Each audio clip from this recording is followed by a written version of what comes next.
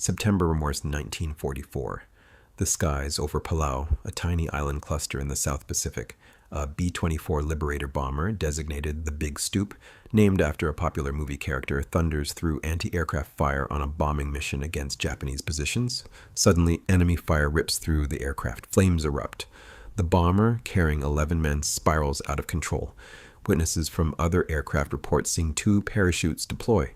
2 crew members bailing out before the bomber plunges into the ocean. The U.S. military launches an immediate search and rescue operation. They scour the waters, they check nearby islands, they interview local witnesses, but they find nothing. No wreckage, no survivors, no bodies, no trace of the aircraft or its 11-man crew.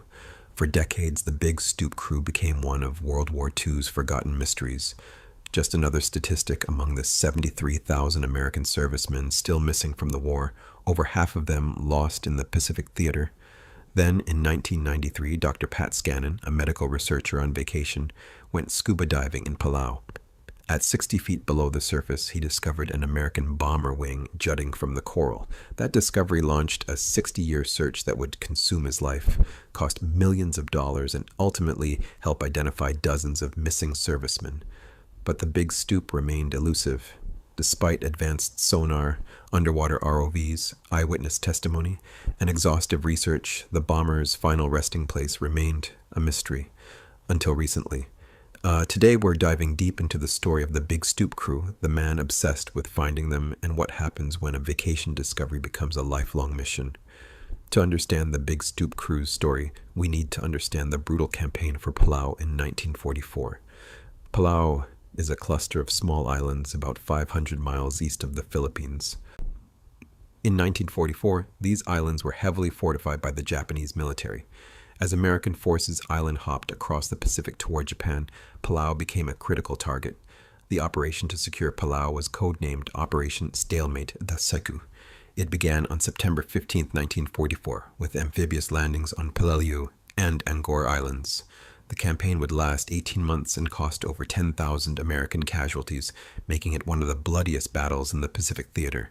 But before the Marines landed, the Air Force had to soften Japanese defenses.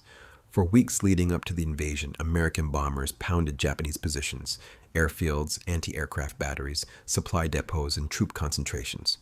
The Big Stoop was one of many B-24 Liberator bombers assigned to these pre-invasion strikes. On September 1, 1944, 2 weeks before the invasion began, the Big Stoop took off on a bombing mission against Japanese positions near Palau. The 11-man crew knew the risks. Japanese anti-aircraft fire over Palau was intense. Many planes had already been shot down, but the mission was essential to the larger campaign. The crew consisted of experienced airmen, though historical records are frustratingly incomplete.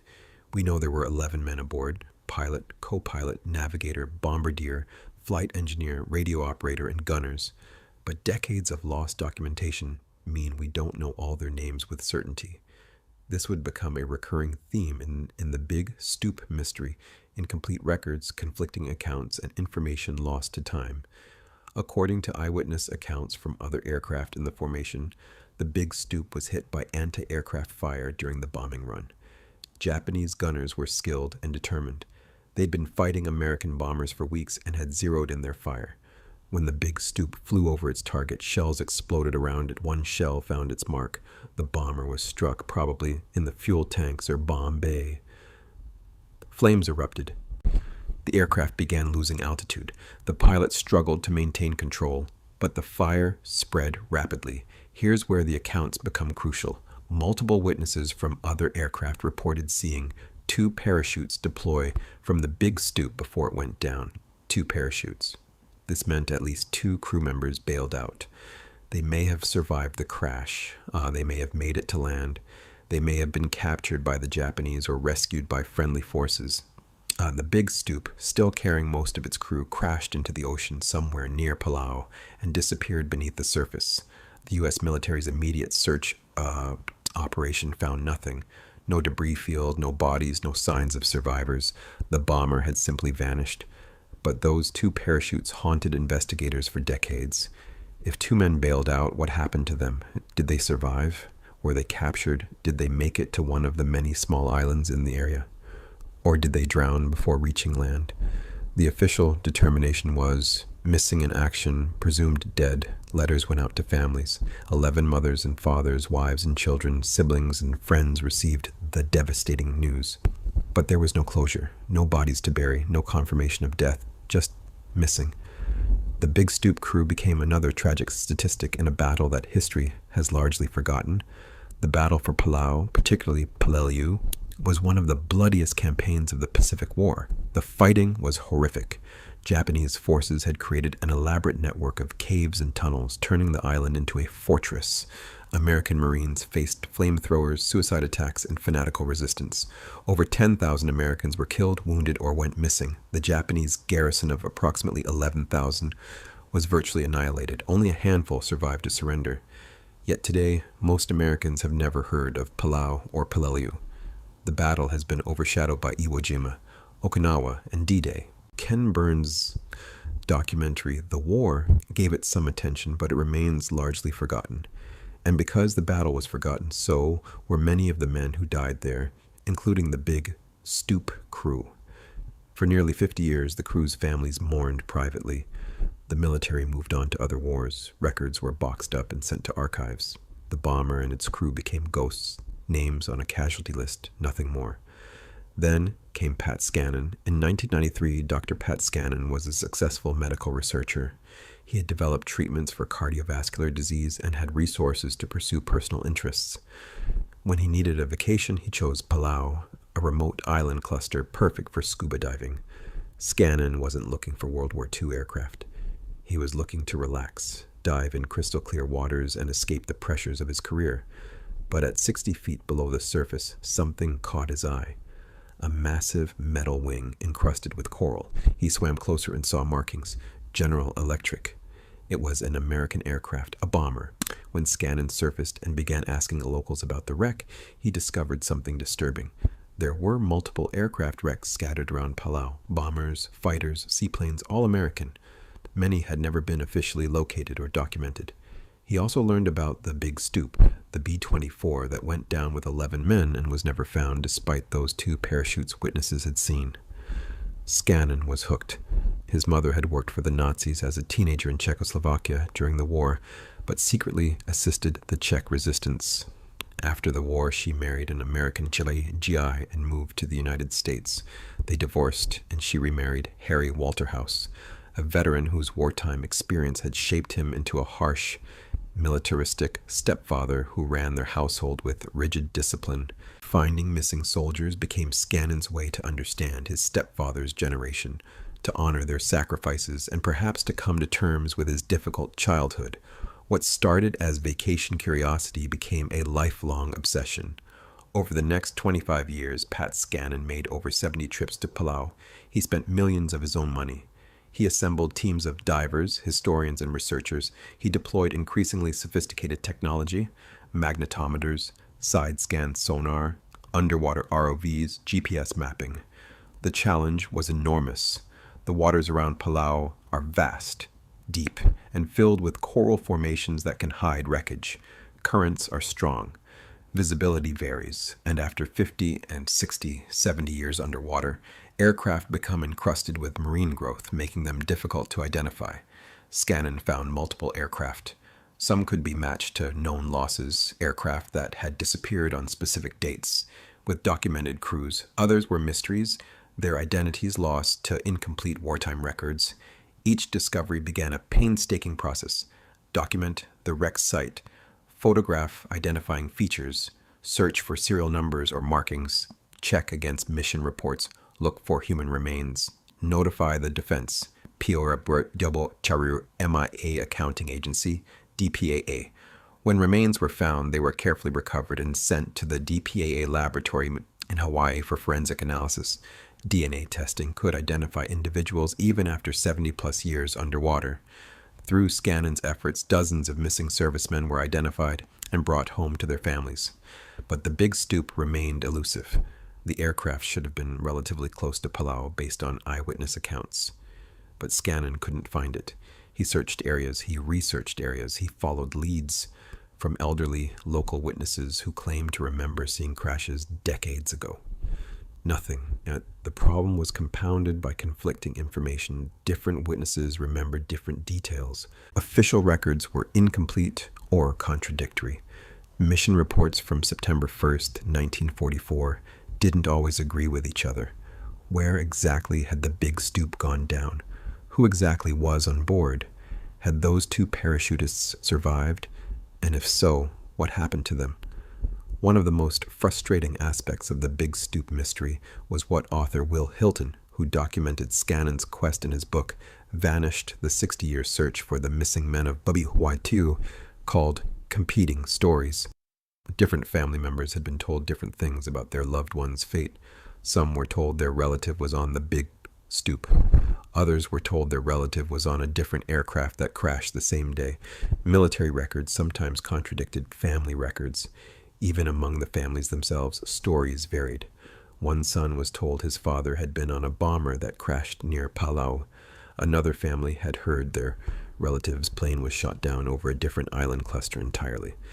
These discrepancies weren't lies. They were the result of wartime chaos and incomplete documentation. In the heat of combat, with multiple aircraft going down on the same day, records weren't always accurate.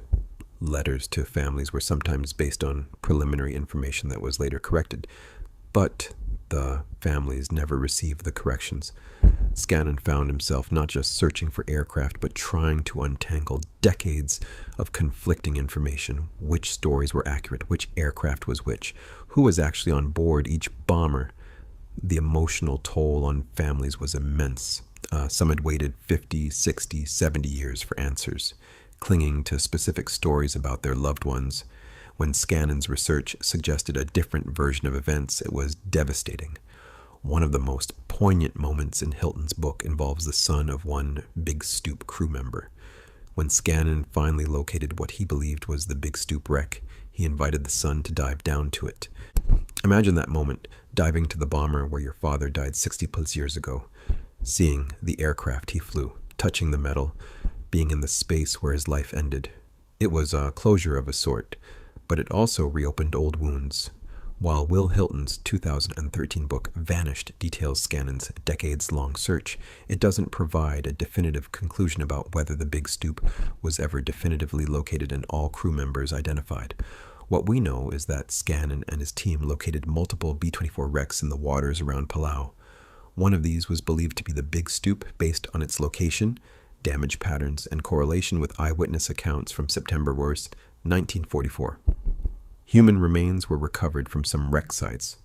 The DPAA used DNA analysis, dental records, and anthropological examination to identify several servicemen who had been missing for over 70 years.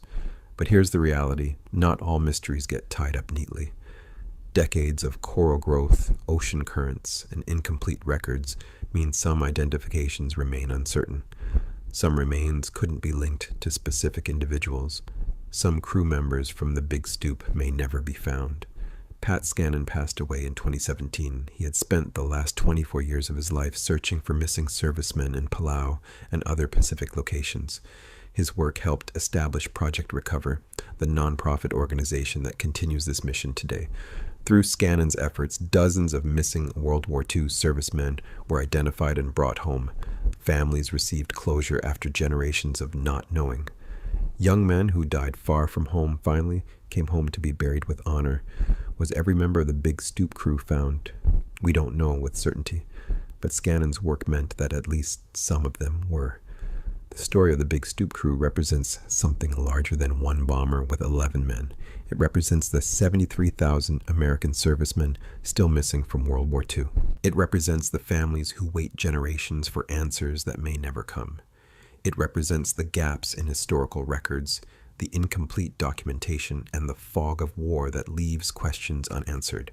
But it also represents something else: the power of one person's obsession to make a difference. Pat Scannon could have surfaced from that 1993 dive, thought interesting, and gone back to his vacation. Instead, he dedicated 24 years of his life and millions of dollars to finding missing servicemen. He made over 70 trips to Palau. He helped establish Project Recover. He brought dozens of men home. The Big Stoop crew mystery may never be completely solved, but because of Scannon, it's closer to being solved than it was in 1993. Today, Project Recover continues the mission. They're searching waters around Palau and throughout the Pacific. They're using drones, advanced sonar, underwater ROVs, and DNA analysis to locate aircraft and identify remains. Every year, more families get that knock on the door, the notification that their missing loved one has been found after 70, 75, 80 years, has been identified, is coming home. The Big Stoop crew, those 11 men who took off on September 1st, 1944, and never returned, deserve to be remembered. Whether all of them have been found or some still wait in the waters near Palau, they served their country, they gave their lives, and they matter. Pat Scannon understood that. That's why he spent a quarter-century searching. That's why families submit DNA samples to the DPAA decades after their loved ones disappeared. That's why Project Recover continues diving, searching, documenting, because the promise is, we will never leave you behind. 73,000 are still missing from World War II. The search continues, the mission endures, and somewhere in the Pacific on the ocean floor or hidden in coral, more ghost planes wait to tell their stories and bring their crews home. Thank you for watching. If this story moved you, please subscribe to honor the missing servicemen of World War II.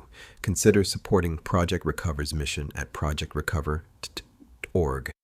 Until next time, remember, they're not truly lost as long as someone keeps searching.